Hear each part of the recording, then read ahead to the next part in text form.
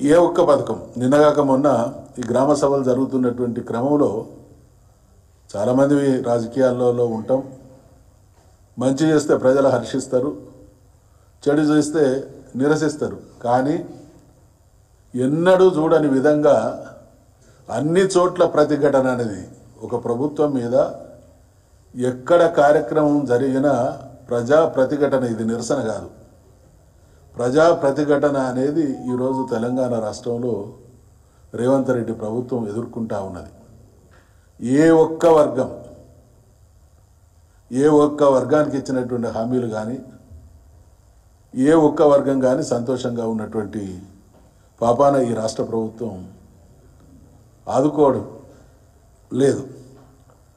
ఇక తెలంగాణ వచ్చినటువంటి క్రమంలో అంటే అన్ని రంగాల అభివృద్ధితో పాటు ఐటీ రంగాన్ని కేటీఆర్ గారి నాయకత్వంలో ఒక అద్భుతంగా ఎంఓయూల ఒప్పందం ద్వారా మాత్రమే అభివృద్ధి సాకారం కాదు, అనేక పార్శ్వాలుగా అభివృద్ధి కొనసాగుతుంటుంది. కాబట్టి అన్ని రంగాలతో పాటు ప్రపంచ దృష్టిని ఆకర్షించేటువంటి రంగం ఈరోజు ఈ పోటీ ప్రపంచంలో తనదైనటువంటి ప్రత్యేక ముద్ర వేస్తున్నటువంటి రంగం ఐటీ రంగం. కాబట్టి ఐటీ రంగాన్ని కేటీఆర్ గారు, కేసీఆర్ గారు ప్రభుత్వం దిద్దినటువంటి తీరు మనమందరం సాక్షిభూతులం.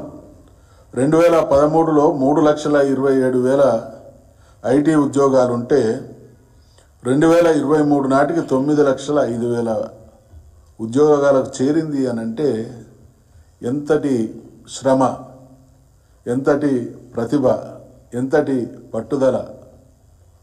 పెట్టుబడిదారులలో బడా పారిశ్రామికవేత్తలు, పారిశ్రామిక దిగ్గజాలు ఒక ప్రాంతాన్ని ఎంచుకొని రావడం జరుగుతుంది. వేల కోట్ల, లక్షల కోట్ల పెట్టుబడి పెట్టడం అని అంటే ఆ ప్రాంతంలో అన్ని రకాలైనటువంటి సౌకర్యాలు, సేఫ్టీ మెజర్స్ ఉంటే మాత్రమే అది సాధ్యమవుతుంది.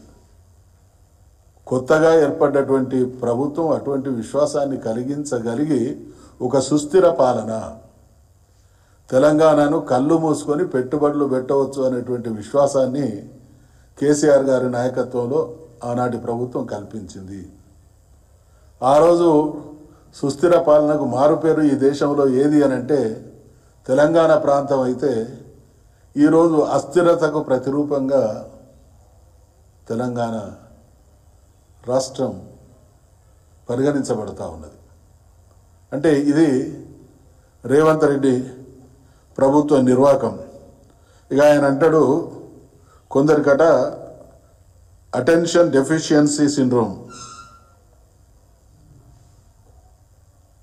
ఇప్పుడు రేవంత్ రెడ్డి గారికి వారు ఏమంటున్నారు, కొందరికి అటెన్షన్ సీకింగ్ డిజార్డర్ ఉన్నదట. ఈయనేదో గొప్ప పనులు చేస్తూ ఉన్నాడు, ప్రజలంతా ఈయన వైపే పోతున్నారు. కాబట్టి ఎదుటోళ్ళు అటువంటి సిండ్రోమ్తో బాధపడతా ఉన్నారు, కామెంట్ చేస్తూ ఉన్నారు.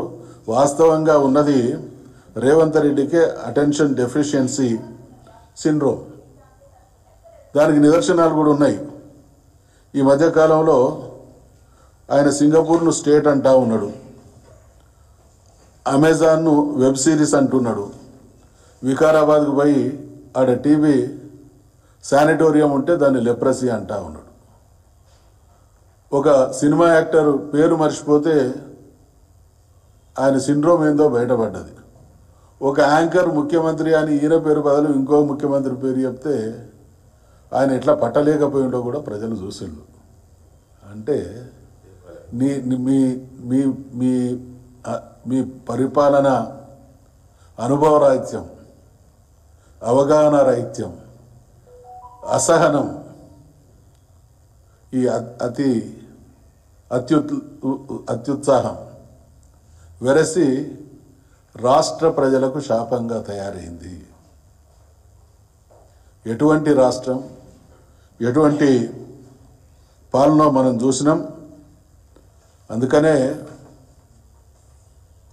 ఇక ముఖ్యమంత్రి గారి కార్యాలయ నిర్వహణ కూడా చూస్తూ ఉన్నాం. ఎవరు పెడతారు కమాండ్ కంట్రోల్లో? కమాండ్ కంట్రోల్లో ఒక ముఖ్యమంత్రి అనేట ఆయన అంత అద్భుతమైనటువంటి సెక్రటరీ. మనం అందరం చూస్తాం, సెక్రటేరియట్ ముందు నుంచి పోయే సామాన్యుడు కూడా ఇటువంటి అదృష్టం ఏ మహానుభావునికి దక్కుతుందో అని రీతిగా తెలంగాణ రాష్ట్ర సెక్రటేరియట్ నిర్మించుకుంటే ఈయన ఎక్కడి నుంచో నడుపుతూ ఉన్నాడు పాలన. కమాండ్ కంట్రోల్ అంటే ఏంది? నేరస్తులకు సంబంధించినటువంటి దాన్ని మంచి చెడు విచారించేటువంటిది అది. ఈయన ప్రభుత్వాన్ని నడుపుతూ ఉన్నాడా, లేకుంటే పోలీసు వ్యవహారాలు, లేకుంటే మాఫియాలు, లేకుంటే కబ్జాలు, ఈ సెటిల్మెంట్లు చేస్తూ ఉన్నాడా? ఒక ఇంట్లో వ్యవహారం, కమాండ్ కంట్రోల్లో వ్యవహారం తప్ప ఈ మధ్యకాలంలో మేము క్లోజ్గా చూస్తూ ఉన్నాం. ఎన్నడూ కూడా సెక్రటేరియట్కి వచ్చి ఎటువంటి సెక్రటేరియట్ అది?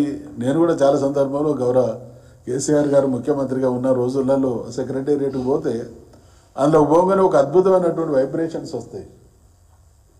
అటువంటి అంటే ఇక్కడ పాలన అనేది వదిలేసి ఇక వ్యక్తిగతమైనటువంటి ప్రయోజనాలు ఆ దిశగా పాలన సాగుతూ ఉన్నది. అందుకనే ఈ గ్రామ సభలు ఏ రకంగా అటర్ ఫ్లాప్ అవుతున్నాయి అనడానికి నా దగ్గర ఇవన్నీ కూడా ఏ గ్రామంలో ప్రజలు ఏ రకంగా నిలదీసిళ్ళు అనేది పెద్ద గ్రామాల వారీగా ఏ గ్రామంలో ప్రజలు కోడిగుడ్లు విసిరేసిళ్ళు, మంత్రులను నిలదీస్తూ ఉన్నారు అనేదానికి నిదర్శనం. ఇదేది మా పొలిటికల్ స్టేట్మెంట్ కాదు. ఇదేది ఇక్కడ ఒక పేపర్లో ప్రజలు నిలదీస్తున్నటువంటి ఫోటోలు. వాస్తవాలు ఈ రకంగా ఉంటే మాకు అర్థం కాదు. ఈ ఆన్గోయింగ్ స్కీమ్స్, రైతు బంధు గతంలో మేము ఇచ్చినటువంటి కార్యక్రమం, వీటికి పైలట్ ప్రాజెక్ట్ ఏందండి? అనేక సందర్భాల్లో సజావుగా అమలైనటువంటి స్కీమ్ విషయంలో పైలట్ ప్రాజెక్ట్ అంటే ఇది ఓన్లీ కాలయాపన చేసేటువంటి దుర్మార్గం లేదా ఎగ్గొట్టేటువంటి దుర్మార్గం తప్ప ఇంకొకటి కాదు.